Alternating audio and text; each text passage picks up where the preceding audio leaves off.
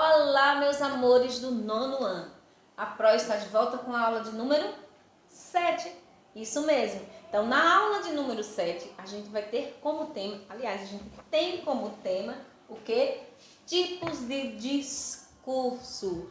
Pro, tipo de discurso a gente vai usar em quê? Em quê? Nos nossos textos, na produção de nossos textos, na nossa fala, certo? Então, quando nós falamos, a gente utiliza os tipos de discurso. Então, os tipos de discurso são basicamente, são 3, ok? Vocês podem acompanhar lá no livrinho de português de vocês. Então, ó, há 3 formas, ou seja, 3 tipos de discursos. Quais são eles? Então, vou dizer aqui os 3 para vocês. Nós temos o discurso direto, o discurso indireto e o discurso indireto livre. Então, usa-se basicamente nos textos esses 3 tipos de discurso, que a gente vai começar definindo o primeiro discurso, que é o discurso direto.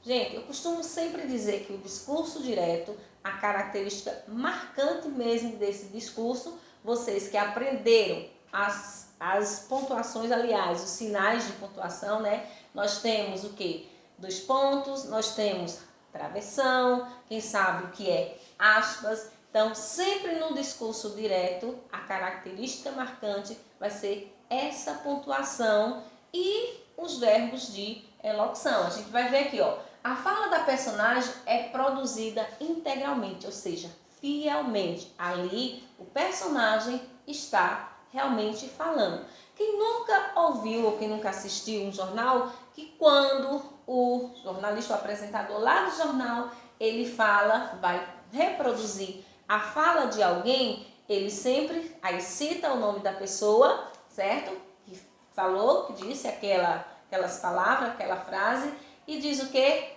Abre aspas. Então, as aspas, certo? Abre aspas, mesmo na voz, quando ele está falando, ele tem que indicar que ali a fala não é a fala do apresentador, ali é a fala da pessoa ao qual ele estava se referindo. Então, as aspas, o travessão, certo? 2 pontos, que esses 2 pontos vão vir sempre depois de um verbo, que eu vou já explicar que verbo é esse, certo? Então, são características marcantes do discurso direto. Então, ó, observe, ó, que crepúsculo fez hoje? Disse-lhes eu. Observe que aqui eu tenho a marca, que é o travessão, que está indicando a fala, a minha fala, certo? Então, aqui, ó, nessa estrutura que é no discurso direto, em geral, as falas são acompanhadas por um verbo de elocução. Eu falei que os 2 pontos, né? Aquele sinalzinho, ó, 2 pontinhos, vai vir sempre depois de um verbo que nós classificamos eles de elocução. Pro, o que é um verbo de elocução? Gente, são aqueles verbos que vai indicar justamente que em seguida vem a fala de um personagem, vai indicar a ação. Quando eu digo gritou, certo? Falou, pediu. E se vocês observarem, no discurso direto, esses verbos de elocução, certo? Eles vão vir sempre no quê? No tempo pretérito, certo? Pode observar aqui o verbo de elocução lá no discurso direto, ele vai estar sempre no pretérito, ou seja, no passado. Então, ó, nós temos, ó, dizer, falar, responder, perguntar, seguido de 2 pontos. Vem sempre depois de 2 pontos. Observe aqui, ó. E Carlos, indignado, gritou. Quando eu digo gritou, aí eu vou reproduzir a fala de Carlos, ou seja, o grito de Carlos, que quando eu reproduzo com o discurso direto, eu tenho que usar justamente o travessão. Quem nunca aprendeu que no diálogo, quando há conversa entre os personagens da história, nós, para indicarmos a fala do personagem, a gente sabe que coloca antes o travessão, certo? Mas antes dessa fala vai vir um verbo de elocução, que logo depois desse verbo de elocução vai vir 2 pontos, certo? O discurso direto pode ser transcrito como após 2 pontos, sem verbo de elocução, utilizado para introduzir o discurso, por exemplo. E para o promotor, o processo não vem correndo como deveria. 2 pontos. Olha aqui, o que foi que eu usei, qual foi o sinal de pontuação que eu usei para indicar a fala desse promotor. Eu usei as aspas, para quem não sabe o que são aspas, né? São esses, ó, sinaizinhos aqui. Às vezes sinto morosidade por parte do juiz. Então, ó, aspas no início, fecha aspas, porque acabou a fala da personagem. Também, ele pode vir após de 2 pontos com verbo de elocução, como eu já expliquei, ó. E o promotor disse, eu já estou indicando aqui a ação dele, ele disse, 2 pontos, aí abre aspas, tanto que eu posso colocar as aspas e posso colocar o quê? O travessão, para indicar a fala do personagem, certo? E também ele pode acontecer após 2 pontos com travessão, ou aspas, ou travessão, como foi explicado anteriormente, ok? Agora a gente vai ver o discurso indireto. No discurso indireto, enquanto lá no discurso direto a fala do personagem é reproduzida fielmente, está lá fielmente como o personagem falou, e tem todas aquelas características, o verbo de elocução, a pontuação, 2 pontos, travessão, aspas. Já no discurso indireto, o que é que acontece? É o que? É o discurso por meio do qual a fala do personagem é filtrada pelo narrador. Ou seja, o narrador é quem, eu costumo dizer que é quem fala pelo personagem. Então, se eu estou reproduzindo a fala do personagem não fielmente, eu não vou usar nem aspas nem travessão, para não usar o discurso direto, então eu vou usar o que? O discurso indireto.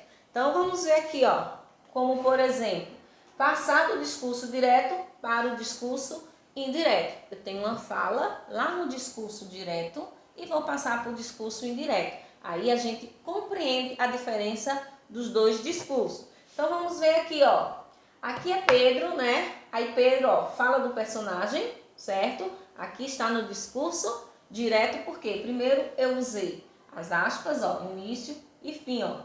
Fala do personagem, eu não quero mais trabalhar, certo? Então aqui é a fala de Pedro. Foi o que Pedro disse, usei as aspas aqui, reproduziu fielmente como Pedro falou. Já quando eu vou passar para o discurso indireto, eu como narrador, como é que eu vou passar essa fala? Eu vou dizer que Pedro disse que não queria mais trabalhar. Então foi aqui, ó, a fala de Pedro é essa, eu não quero mais trabalhar. Aí, o que foi mesmo que Pedro disse, professora? Então, eu como narradora, vou reproduzir a fala de Pedro, vou falar, né, por ele. Então, eu vou dizer que, gente, Pedro disse que não queria mais trabalhar, ok? Agora, aqui, ó, nós vamos ter o último discurso. Que esse último discurso, ele é um pouquinho mais complicado, porque dá digamos que seja mais complicadozinho de compreender, porque esse discurso que se chama discurso indireto livre, ele faz a junção dos dois discursos, tanto do direto como do indireto. Vamos ver aqui, ó. O discurso indireto livre é a apresentação das falas exatas das personagens, certo? Inseridas dentro do discurso do narrador, ou seja, a fala do personagem está lá dentro do discurso que o narrador está reproduzindo, certo? É mais difícil e mais dinâmico dos tipos de discurso. Por quê? Porque permite que acontecimentos e fala das personagens aconteçam o quê? Sejam narrados simultaneamente. Então, tanto a fala dos personagens como a do narrador, eles estão ali misturados. Então, a gente precisa ter o cuidado para poder identificar quem é a fala do personagem e quem é, se o narrador é que está falando, certo? Quais são as características do discurso indireto livre? Primeiro, as principais características são essas, ó. As falas das personagens são feitas em primeira pessoa, certo? Primeira pessoa pode ser a primeira pessoa do singular ou do plural. E quem é essa primeira pessoa? O eu ou nós, certo? Surgem espontaneamente dentro do discurso do narrador feito na terceira pessoa, certo? O discurso do narrador é feito na terceira pessoa, não confunda. Não há marcas que indiquem a separação da fala do narrador da fala do personagem. Como no discurso direto, há essa marca que dá para distinguir quem é o narrador e quem é a personagem. Porque no discurso direto eu tenho os verbos de elocução, eu tenho dois pontos, eu tenho as aspas ou o travessão. Já no discurso indireto livre, não dá para diferenciar, não dá para separar, certo? Então, por vezes é difícil delimitar o início e o fim da fala do personagem ou do narrador, certo? Uma vez que esta está inserido dentro da voz desse narrador. Então, o narrador, ele fala a própria fala dele, certo? Mas também ele vai produzir a fala da personagem. Vamos ver aqui um exemplo. Olha só um exemplo de um discurso indireto livre. Aqui diz, então Paula corria o mais que podia para tentar resolver a situação. Observe que aí eu tenho a fala de quem? Do narrador. Aí olha só, depois dessa fala do narrador, que a única pontuação que eu tenho é a pontuação que concluiu a fala do narrador, que é o ponto final. Aí quando fala, logo a mim, isso tinha que acontecer. Então aqui é a fala de quem? Aí é a fala do narrador? Não, aí já é a fala da personagem, que é Paula. Aí aqui já diz, ela não sabia se conseguiria chegar a tempo e resolver aquela confusão. Aqui já é a fala de quem? A fala do narrador. Observe que não há elementos que eu possa diferenciar. Eu tenho que entender o contexto, compreender que temos fala do narrador e temos fala da personagem, que no final termina com tomara que eu consiga. Eu termino com a fala de quem? Termino com a fala de Paula, que é a personagem, certo? Então, aqui é o exemplo de um discurso indireto livre. Eu espero que vocês tenham compreendido os 3 tipos de discurso. Quais são eles? Discurso direto, discurso indireto e discurso indireto livre. Ok? Um beijo a todos e fiquem com Deus.